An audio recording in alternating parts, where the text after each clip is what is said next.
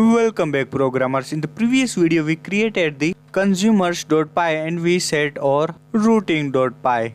Now in the today's section we are going to move on. So this is our website chat room. Now in here I'm gonna quickly enter in any random room which is 100 and I'm gonna name it Logan. So as you can see, this is our chat room. Now in here we are going to create a JavaScript WebSocket. Now if you don't know anything about JavaScript, I suggest you to just get as much as information you get from this video, or you can just copy and paste this in your JavaScript. It doesn't matter if you know JavaScript or not. In a simple way we are going to send some data from here. Let's say I write the message which is subscribe AOC. Now when I click on the send button, it should go on my WebSocket. So how we are gonna do this? And for that we are going to create a JavaScript WebSocket data, save these variables which is nothing but the subscribe AOC text in the variable constant, and we are gonna send this constant to our backend in the consumers.py. Now in the today's section I'm not gonna show you the consumers.py. In the next video I'm gonna show you three main functions for consumers.py file. But before that we have to create a JavaScript which send and receive the data. And for that, if you don't know little bit of JavaScript, you can directly copy and do as I do. You gotta change some stuff too. You can directly just copy and paste this in your code. You gotta change the room name, title and the ID and some other stuff. So please make sure you watch this video carefully. Now in the next video we are going to connect this JavaScript with our consumers.py, because we created a consumers.py file which is nothing but our WebSocket. You can say it, this is our WebSocket configuration. In here we are going to receive and connect the user and receive the data. So in a simple way, when user write any message, first it will go in the backend JavaScript, as you can see, just like this document.getElement by ID. Then this ID, or you can say this data, will be sent to the JavaScript WebSocket which is nothing but the chat socket. So if you remember, in the previous video we created this path. In this path we passed the chatroom/room/room name, which is nothing but the path for or that particular room. Now I know you can't see /100 in here, but believe me, there is /100 in here. But because this is the post request, you can find. So let's create this JavaScript to send our data to the backend. Now go on the chat room app, go on the room function and you will find the render HTML which is nothing but the room.html. Open the room.html. Now in here we are going to create a new JavaScript. So in here I am going to create a new JavaScript script. Now those guys who don't know anything about JavaScript, please make sure you focus. This is nothing but like any other programming language. I'm gonna give you a small all of the details about this script, and you will understand all of this if you know any programming language. First of all, we are going to create a constant variable. Now if you don't know what is constant is a data type. I'm gonna name it chat socket. You can name it anything. Now in this chat socket I am going to save an WebSocket. Now in the JavaScript you can create a WebSocket. Just write new and then use the WebSocket function. Now this WebSocket function take a few arguments. First of all, I created the constant which is nothing but the data type, because I wanna store this WebSocket somewhere, so I use the constant data type, and I created the chat socket. Now in JavaScript, when you wanna create a function, you have to write the new keyword and then write the function name. So WebSocket is nothing but the function name. In here we are going to pass the W and B.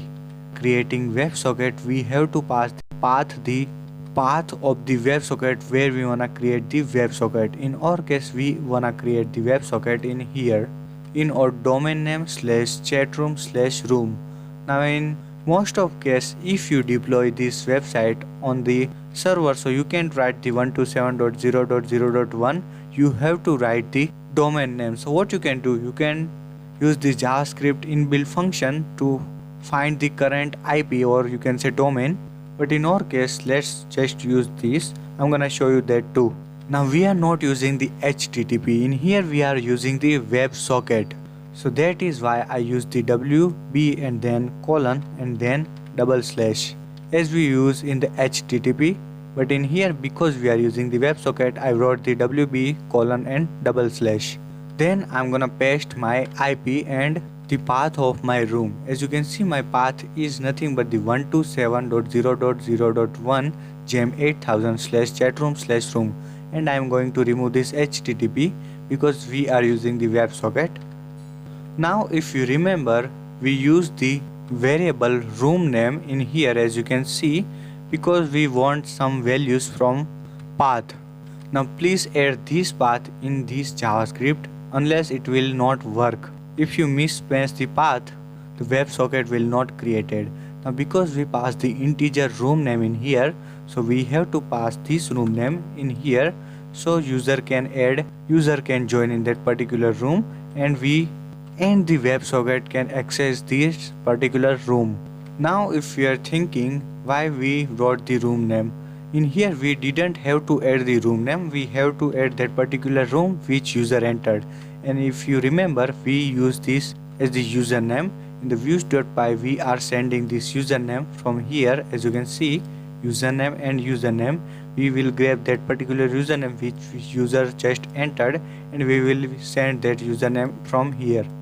Now if you are worried about this IP, so what you can do, if you got a different IP or if you are willing to deploy your project on the server, so what you can do, you can use this windows.location.host. Now with the use of this windows.location.host, we will find the particular current location of your host. It means your domain, your IP, whatever. Now what we are going to do, we are going to create a function. Whenever user click here on the send button, the message, this message subscribe AOC, will be stored in the variable and send it to the WebSocket. So how we are gonna do that? First of all, go on your button. As you can see, this is our button, and in this button we are going to add ID of this particular button. You can add it anything. I'm gonna add a send button. Now in here I am going to create a mini function to grab all of this data whenever user click on this send button. So as you can see, I created this function. Now what have I done in here? In here I first of all grab this send button event. Now whenever anyone wrote any message and click on this send button, I will know this by using this send button ID. In here, as you can see, ID equal to send button. In my button I grab that send button in here. Now on click means it's an event. Whenever user click on that button, I will know it by this on click equal to. Now what happen when the user click on the button? I want to do all of this stuff, and for that I created the function e, and in this function first of all I grab all of the data which user entered in this text. How? First of all I obviously created the constant, which is nothing but the data type, message, which is nothing but the variable name, equal to document.query selector message input. Now where message input is nothing but the ID of input. So in a shorter version, whatever user write in here, and I'm getting that message in here. As you can see, message input dot value, it means I'm getting that particular message and I'm storing that message in the message variable. I hope it's clear about that. Now that I got that message, I can send that message to the WebSocket. It's simple, and for that you can directly use this WebSocket. So let's do that too. Oops, I made a mistake because we are sending the room ID in here, that particular room ID which user is logged in. So we have to pass the room ID, not the username. So just change it to the room ID. Now with the use of this line, we are sending our message which user wrote to the WebSocket. Now how we are doing that? We are going to use this chat socket which we just created. The path of this chat socket is this chat room/room/room ID, which is in our case 100. Then in here chat socket.send, this is the method. You can directly send the message. Now whatever message is, you only can send that message using the JSON. And for that, as you can see, I use the JSON format. Now in here I use the JSON.stringify because I want my message in the string format. So I use the stringify which will convert this to a JSON format, as you can see. In here I use the dictionary. So this is my dictionary. Now in here I write the key, or you can say data name, but you can say key because you are a Python developer. You can say key is message. We are going to grab all of this data using this key, which is nothing but the message. Now in the values I will pass the username because I wanna know who write this code, and for that I use the username in the Jinja format, and then I pass that message. Now message is nothing but which we got in here, as you can see. So that is it. That's how you can send the message from JavaScript to the WebSocket. Now in here what I'm gonna do, I'm gonna add another code, another single line. Now because whenever user send the message, it will not removed. Now what I wanna do, whenever user send, click on the send button, the message will be sent and this field will be, this text bar will be removed from this text area.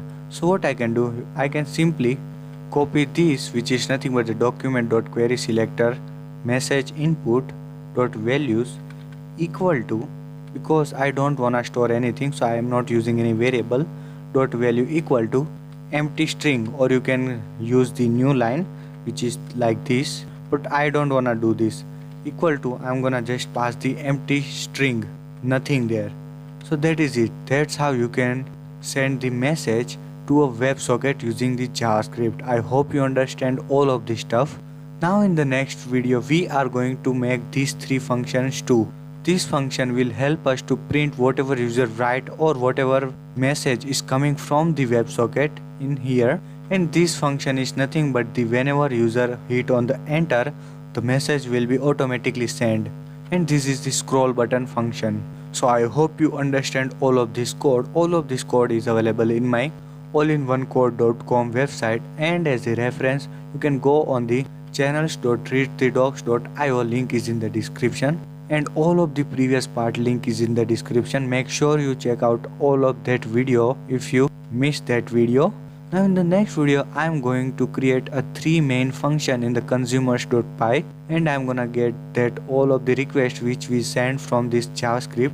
So that is it for today guys, and if you don't wanna miss this next video which is gonna be very important, so I suggest you, I highly recommend you to hit on the bell icon, subscribe this YouTube channel, like this video, share this video with other programmer. See you guys in the next video. Till then, just code.